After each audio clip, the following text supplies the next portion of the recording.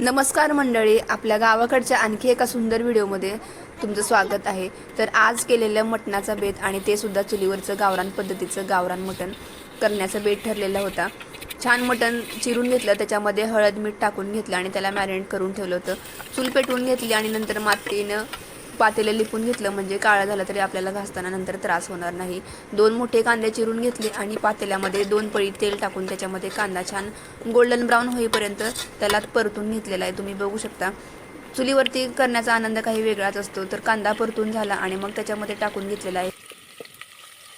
मांद्याला तेल सुटतं सुरुवातीला आपण जर टाकलं तर, आणि याने कालवणाला तर्री छान भारी येते आणि मस्त असं कालवण लागतं। तर बघू शकता इथे त्याला तेल सुटलेलं आहे।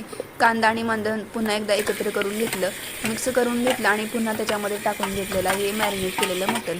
बघू शकता तुम्ही इथे। तर याच्यामध्ये आता आपल्याला हे मटण परतून घ्यायचं आहे छान। सुरुवातीला चुलीला जाळ जरा कमीच ठेवायचा, म्हणजे की याला पाणी सुटायला जराशी वेळ लागतो आणि मग जर जास्त जाळ लावला तर ते खालून लागतं किंवा करपतं।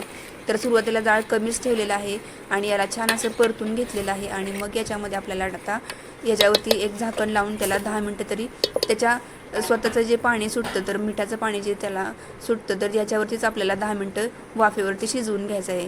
याच्यावरती पाणी ओतून घेतलेलं आहे आणि खालून जाळ थोडासाच लावलेला आहे। याला आता आतून पाणी सुटेल बघा, तुम्ही बघू शकता इथे। तर 10-15 मिनटं झालेले आहेत। याला बघा, याचं मिठाचं पाणी असं छान असं सुटलेलं आहे। तर याच्यामध्ये याला 10 मिनटं असंच वाफवून घेतलेलं आहे आणि मग आता याच्यामध्ये हे आपल्याला वर ठेवलेलं पाणी टाकून घ्यायचं आहे। वरती पाणी ठेवलं की खालून मटण लागत नाही। तिची 10-15 मिनटं झाली आणि मग याच्यामध्ये पाणी टाकून घेतलं। नंतर सुद्धा आपल्याला हीच प्रक्रिया पुन्हा करायची आहे। याच्यामध्ये वरती ताटावरती पाणी टाकून घेतलं की व्यवस्थित मटण शिजतं। तर अशा प्रकारे पुन्हा पाणी टाकून घेतलं आणि मस्त असं त्याला शिजायला ठेवून दिलं। कुल्फीवाला आला म्हणून आम्ही कुल्फीचा सुद्धा आनंद घेतला।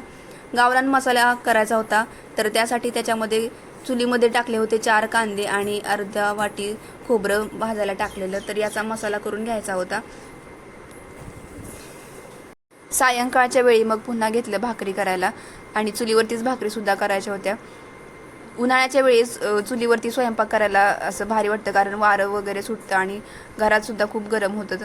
तर चुलीवरती भाकरी करायला पण खूप छान वाटत होतं। तर सुरुवातीला 2 भाकरीचं पीठ असं चाळून घेतलं, ज्याला छान मळून घेतलं।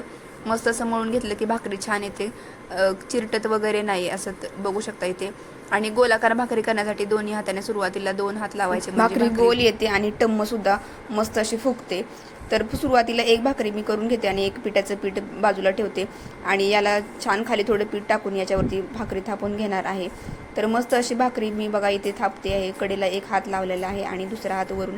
तर मस्त अशी गोल भाकरी होते आणि टम्म सुद्धा फुगते आणि आरावरती ती जर आपण भाकरी भाजल्यानंतर मस्त अशी खरपूस भाजते आणि टम्म सुद्धा फुगते। बघू शकता इथे छान अशी भाकरी गोलाकार झालेली, चिरटलेली सुद्धा नाही। तर अशा प्रकारे सगळ्या भाकरी मी करून घेतल्या। नंतर वाटण करायचं होतं आणि वाटण सुद्धा मी पाट्यावरतीच वाटून घेतलं। याच्यामध्ये घेतलेले आपण मगाशी 4 कांदे भाजलेले होते, अर्धी वाटी खोबरं होतं, तर ते खोबरं, लसूण घेतलेलं, आलं, कोथिंबीर आणि थोडेसे पांढरे तिळ भाजून घेतलेले आणि याचं सुद्धा पाट्यावरतीच वाटण करून घेतलं होतं। तर हा वाटणाचा आणि फोडणीचा व्हिडिओ करायचा राहून गेला, कारण की इकडे नंतर संध्याकाळच्या वेळेला वारं सुटलेलं आणि लाईटसुद्धा गेलेली, त्यामुळे व्हिडिओ करायचा राहून गेला। तर याची थोडक्यात मी तुम्हाला रेसिपी सांगते। तर सुरुवातीला आपण जे काळं वाटण तयार केलेलं, तर ते वाटण मी तयार करून घेतलं पाट्यावरती। मग पातेल्यामध्ये पुन्हा 2 चमचे तेल टाकलं आणि काळं वाटण टाकलं, त्याला छान तेल सुटेपर्यंत परतून घेतलं। नंतर त्याच्यामध्ये टाकून घेतले 2 चमचे लाल तिखट, म्हणजे तुमच्या अंदाजानुसार, तुमचं कसं तिखट आहे त्याच्यानुसार लाल तिखट टाकलं। नंतर चवीनुसार मीठ टाकलं, ते सुद्धा छान तेल सुटेपर्यंत परतून घेतलं आणि हे सगळा मसाला छान तेल सुटेपर्यंत परतला की त्याच्यामध्ये टाकून घेतलं मगाशी शिजवलेलं मटण आणि त्याचा रस्सा। अशा प्रकारे आपल्याला जेवढी कन्सिस्टन्सी पाहिजे त्याच्याप्रमाणे पाणी आणि ते अळणीचा रस्सा टाकून घेतला आणि मस्त असं हे गावरान पद्धतीचं मटण तयार होतं। तर तुम्हाला पाहिजे असेल तर तुम्ही कोणत्याही प्रकारचा त्याच्यामध्ये मटण मसाला किंवा वेगवेगळ्या ह्याचा मसाला त्याच्यामध्ये ॲड करू शकता। तर आम्ही हे गावरान पद्धतीचंच केलेलं, साधं आणि सोपं मस्त असं झणझणीत मटण तयार झालेलं।